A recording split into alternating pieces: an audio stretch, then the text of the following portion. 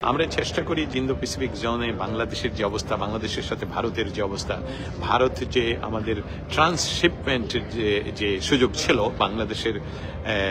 বাংলাদেশের গুডসগুলো ভারতের উপর দিয়ে অন্য দেশে যাওয়া, যেমন নেপাল বা ভুটান, সেসবগুলো বন্ধ করে দেওয়াতে বাংলাদেশের আর্থসামাজিক অবস্থার ক্ষতি হলো কিনা এ সকল নিয়ে আসলে আমরা সবসময় চেষ্টা করি উত্থাপন করার জন্য। আপনারা জানেন যে জুলাই এবং গত বছরের জুলাই অগাস্টের যে আন্দোলন, সেটা আসলেই মেটিকুলাসলি ডিজাইন আন্দোলনে করে ক্ষমতার বেদখল হয়েছে এবং সেখানে ইন্দো প্যাসিফিক জোনে ভারতকে উত্তেক্ত করে সেখানে এমন একটি পরিস্থিতির সৃষ্টি করার সম্ভাবনা দেখা দিয়েছে বা করছে, যেটাতে ভারত রাষ্ট্রকে খেপিয়ে তোলার কারণ হতে পারে। কিন্তু বাংলাদেশের পরীক্ষিত বন্ধু বা রাষ্ট্র ভারত আমাদেরকে ৭১ সনে স্বাধীনতা সংগ্রামে যেভাবে আমাদেরকে সহযোগিতা করেছে, বর্তমান সরকার অবশ্যই যে সরকার এখন দেশ চালাচ্ছেন তারা ইচ্ছে করলেই ভারতের সাথে সুসম্পর্ক বজায় রাখতে পারেন বা পারতেন, এবং তাহলে বাংলাদেশের এই ক্ষতির সম্মুখীন হতো না। এবং আপনারা জানেন যে ইতিমধ্যে বাংলাদেশের ৮৬ জন, আমি এক একটা করে যদি উত্থাপন করি, যে যদি দেখি বাংলাদেশের বিচার বিভাগ বলতে কোনো কিছু কি এই মুহূর্তে অবস্থান করছে? অবশ্যই না। আজকে দেখা গেল ৩ বছরের শিশুকে পর্যন্ত জেলে দেওয়া হয়েছে, এবং এসবগুলো হোয়াইট হাউস এবং স্টেট ডিপার্টমেন্টের তাদের কাছে এই ইনফরমেশনগুলো চলে এসেছে। ১০০ জনের মতন বা ৮৬ জনের উপরে যে আমি বলছি লয়ার্সদেরকে, অ্যাডভোকেটদেরকে জেলে পাঠানো হলো। তাদের আবার উচ্চ আদালত থেকে জামিন ছিল। নিম্ন আদালত কি তাহলে উচ্চ আদালতের আদেশকে অমান্য করছে? তার এই যে বিচার ব্যবস্থার যে বিচারহীনতার, এই সকল নিয়েই আমাদের কাজ, এবং আমরা যাতে আন্তর্জাতিকভাবে এই বিষয়গুলো সুস্পষ্টভাবে ওনারা জানেন, সেটা নিয়েই আমরা আমরা প্রশ্নগুলো করি, এবং ভবিষ্যতে যখনই সুযোগ আসে তখনই প্রশ্নগুলো উত্থাপন করব। আজকে সে সুযোগ আসেনি, তার মানে এই নয় যে আগামীকালকে বা পরশুদিন এই সুযোগ আসবে না, আসলেই আপনাদের সামনে আবার তুলে ধরব। আরেকটি সংবাদের কথা বলি, যে আপনারা জানেন যে বাংলাদেশের একজন প্রাক্তন প্রসিকিউটর, যিনি আন্তর্জাতিক অপরাধ ট্রাইব্যুনালের প্রসিকিউটর ছিলেন, তাকে প্রথমে অনেকদিন আগে ৪-৫-৬ মাস আগে ওনাকে অত্যাচার করা হয়েছে, চুল কেটে দেওয়া হয়েছিল, এবং ওনাকে এখন আবার গ্রেফতার করা হয়েছে। এবং গ্রেফতারের পর এই যে বর্তমান যে মেটিকুলাসলি ডিজাইন করা সরকারের মব বাহিনী গিয়ে তার বাড়ি লুটপাট করেছে, ধ্বংস করেছে, এবং বেদখলও করেছে, দখলও নিয়েছে। এসবগুলো কিন্তু আন্তর্জাতিক গণমাধ্যমে আসছে, এবং স্টেট ডিপার্টমেন্ট, হোয়াইট হাউসের সমস্ত জায়গায় আসছে। আইনজীবীদের নমিনেশন দিতে দেয়নি, সেটা অবশ্যই জানি। সেটা খুবই লোকাল একটি বিষয়, এটা খুবই অপরাধ, একটা বড় অপরাধ, কিন্তু আন্তর্জাতিক পর্যায়ে এর চেয়ে বড় বড় অ্যাট্রোসিটি রয়ে গেছে। যেমন ৮ বছরের শিশুকে রেপ করে হত্যা করা, আরেকজন ৮ বছরের শিশুকে রেপ করার পর তার বাবা, হিন্দু বাবা যখন বিচার চাইতে গেল তাকে হত্যা, এই সকল বিষয়গুলো আমরা তুলে ধরার চেষ্টা করছি। আমরা যে জিনিসটা চেষ্টা করছি সেখানে হলো, যেটা ইন্দো প্যাসিফিক জোনে যুক্তরাষ্ট্র যে বিষয়টা সুস্পষ্টভাবে চায়, সেটা হলো গণতন্ত্র, ইনক্লুসিভ গণতন্ত্র। আপনারা জানেন যে গত ২০২৪ সনের জানুয়ারি মাসের নির্বাচনের পর আমি যখন যুক্তরাষ্ট্রের এই পররাষ্ট্র মন্ত্রণালয়ে জিজ্ঞেস করলাম যে আপনারা বাংলাদেশের নবনির্বাচিত সরকারকে কি অভিনন্দন জানিয়েছেন কিনা, ওনারা উত্তর দিয়েছিলেন যে আমরা বাংলাদেশের যে কোনো সরকারের সাথে, কারণ এটা আমাদের দ্বিপাক্ষিক সম্পর্ক, এবং সেই কাজে আমরা অবশ্যই তাদের সাথে কাজ করব। কিন্তু লক্ষ্য করে দেখবেন, তারা কিন্তু সবসময় বলছে ইনক্লুসিভ নির্বাচন, মানে সর্বদলীয়, সবার যাতে অংশগ্রহণ হয় সেই নির্বাচনের কথা।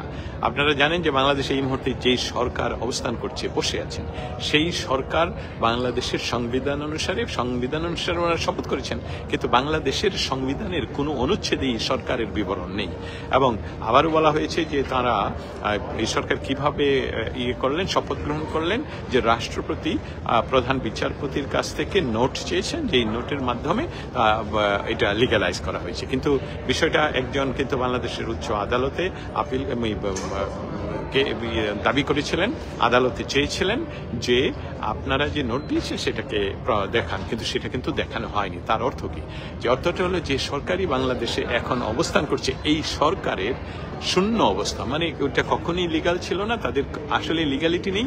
যদি লিগালিটি না থাকে তাহলে অথরিটিও নেই। অথরিটি না থাকলে যে এক্সিকিউশনগুলো হচ্ছে, যে কেসগুলো হচ্ছে, যে বিচারহীনতা হচ্ছে, যে আদেশগুলো হচ্ছে, সমস্ত কিছুই বিগিনিং থেকে নাও অ্যান্ড ভয়েড। অতএব এইটা যখন এই ভয়ই এই সরকার শুধু সময় কাটাচ্ছে বিভিন্ন কথা বলে আজকে এই কথা, এবং এখন একটা সুর তোলার চেষ্টা করছে যে মানুষ নাকি তাদেরকে 5 বছর আরো 5 বছর চায়। শুনুন, বাংলাদেশের মানুষকে খেপিয়ে তোলা যেরকম খুব সহজ কাজ, তেমন বাংলাদেশের মানুষ সবই বুঝে যে আপনারা যারা এখন ক্ষমতায় বসা তাদের আসল লক্ষ্যটা কি। আপনাদের যদি লক্ষ্য হয় বাংলাদেশের ভালো করার, বাংলাদেশকে আপনাদের ভাষায় গণতন্ত্রের ইনক্লুসিভ অবস্থায় ফিরে যাওয়ার, সেখানে নির্বাচন দিয়ে আপনারাও দাঁড়িয়ে পড়ুন এবং আপনারা নির্বাচিত হয়ে আসলে আমার কারো তো কোনো অসুবিধা নেই। কিন্তু 71কে ধ্বংস করে, আজকে 71-এর সমস্ত কিছু স্মৃতি 32 নম্বর ধ্বংস করে আপনারা বাংলাদেশে যে দুর্বিষহ একটা অবস্থা তো করে তুলেছেন, সেটা অবশ্যই বন্ধ করতে হবে। সমস্ত আমাদের প্রেসের যত মেম্বার, আমি বলছি সমস্ত সাংবাদিক যাদেরকে বিনা বিচারে প্রায় 9 মাস বা 8 মাস ধরে আটক করে রেখেছেন এবং ফ্যাব্রিকেটেড হত্যা মামলায় আটক করে রেখেছেন।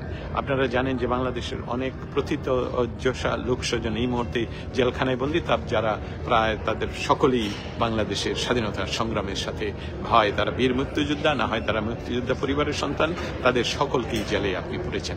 এবং এই সকল বিষয় নিয়ে যুক্তরাষ্ট্রের কাছে সমস্ত বিষয় সবসময় তুলে ধরার আমার এই প্রচেষ্টা। আশা করি আপনারা আমার সাথে থাকবেন। আমরা যখনই কোনো কিছু বাংলাদেশে কোনো ধরনের প্রেস ফ্রিডম তো একদম একেবারেই নেই, যেটা বিচার বিভাগ সেখানে কোনো ক্রমেই একজন এমপি, ওনাকে একজন প্রাক্তন এমপি, ওনাকে বেল দেওয়ার পর সেখানে আবার এই সরকারের পোষ্য জঙ্গি গোষ্ঠী আবার আক্রমণ করে তাকে আবার পুলিশের হাতে তুলে দেয়। এইটা হলো এই দেশ তো আমরা স্বাধীনতার মৌলিক লক্ষ্য তো এই দেশ নয়, এবং এই দেশকে আমরা ফিরিয়ে আনার জন্য যে কাজগুলো করতে হবে সেটা আপনাদেরই করতে হবে। আপনাদেরকে সজাগ হতে হবে, আপনাদেরকে আবারও ঘুরে দাঁড়াতে হবে, এবং এই দেশটি আপনার আমার সকলের। এই দেশটি নিশ্চয়ই যে এখন যে জঙ্গি বাহিনী দেশ দখল করে আছে সেই তাদের নয়, এই দেশটি 71-এর, এই দেশটি আসলেই জয় বাংলা। তাহলে এই ছিল পরিবর্তন করতে চাই, হ্যাঁ বাংলাদেশের নাম পরিবর্তন করতে চাই, বাংলাদেশের সংবিধান পরিবর্তন করতে চাই, বাংলাদেশকে জঙ্গিবাদ সৃষ্টি করতে চাই, এসবগুলো তো 71-এর পরাজিত শক্তিরা চেষ্টা করে যাচ্ছেই। তবে আপনাদের আশার বাণী শোনাতে চাই যে এই বাংলাদেশ বাঙালির, এই বাংলাদেশ আপনাদের, এই বাংলাদেশ আপনার আমার, এই বাংলাদেশের অস্তিত্ব রক্ষায় দ্রুত ন্যায় বিচার প্রতিষ্ঠা পেতে আপনাদের আন্তরিক সহায়তা কামনা করছি। আমাদের আন্তরিক সহায়তার অর্থ হলো যে বিশ্বব্যাপী আপনাদের নিজেই প্রচার করতে হবে। আমাদের কাজ আমরা করে যাচ্ছি। আমরা বাংলাদেশে যখনই কোনো ধরনের অ্যাট্রসিটি বা কোনো কিছু ঘটছে আমরা সেটা এখানে তুলে ধরছি। বাংলাদেশ কি এই মব বন্ধ হবে কিনা, মানুষ প্রতিনিয়ত আতঙ্ক, বাংলাদেশের মব বন্ধ হবে কিনা সেই বিষয়টা ইউনূস সরকারের উপর প্রচন্ড চাপ হয়েছে পৃথিবীর প্রায় সকল দেশ থেকেই। আগামী 14 এবং 15 তারিখে যাচ্ছে আমেরিকান পররাষ্ট্র দপ্তরের উচ্চপদস্থ 2 জন বাংলাদেশে, তারা বাংলাদেশ সরকারের সাথে এবং ইন্দো প্যাসিফিক জোনে বাংলাদেশের অবস্থান নিয়ে তাদের সাথে দেন দরবার করবেন, কথা বলবেন। দেশের সার্বিক পরিস্থিতিতে আওয়ামী লীগ নির্বাচনে আসতে পারবে, এই প্রশ্নটার উত্তর আসলে কিন্তু আমার কাছে নেই। এটা আওয়ামী লীগকে আপনার প্রশ্ন করতে হবে, এবং আওয়ামী লীগের নেতৃত্ব তাদেরকে ডিসিশন নিতে হবে যে তারা কিভাবে, কারণ বাংলাদেশের যে স্বাধীনতা সংগ্রামের নেতৃত্ব দানকারী উপমহাদেশের সবচেয়ে প্রাচীনতম রাজনৈতিক দল হলো এই আওয়ামী লীগ। আওয়ামী লীগকে বাইরে রেখে নির্বাচন যেরকম সম্ভব না, এরকম ঠিক আওয়ামী লীগ জন্মের পর থেকে আজ পর্যন্ত আমি দেখিনি অন্ততপক্ষে যে কোনো নির্বাচন তারা বয়কট করেছে। কারণ নির্বাচনে হয়তোবা তাদেরকে পরাজিত করা হবে বিভিন্ন কারসাজি করে, কিন্তু তারা নির্বাচনের এই কারসাজি নিয়ে পরবর্তীতে আন্দোলন তৈরি করতে পারেন। এই জন্যই আওয়ামী লীগকে নির্বাচনের বাইরে রাখা একেবারেই অসম্ভব হবে বলে আমি মনে করছি। আব্দুল আজিজের মুক্তির পাওয়ার পর রেলগেট থেকে মাফ করে মারধর করা হয়েছে, হ্যাঁ এটা স্টেট ডিপার্টমেন্টে উঠবে খুব শীঘ্রই, আপনাকে আমি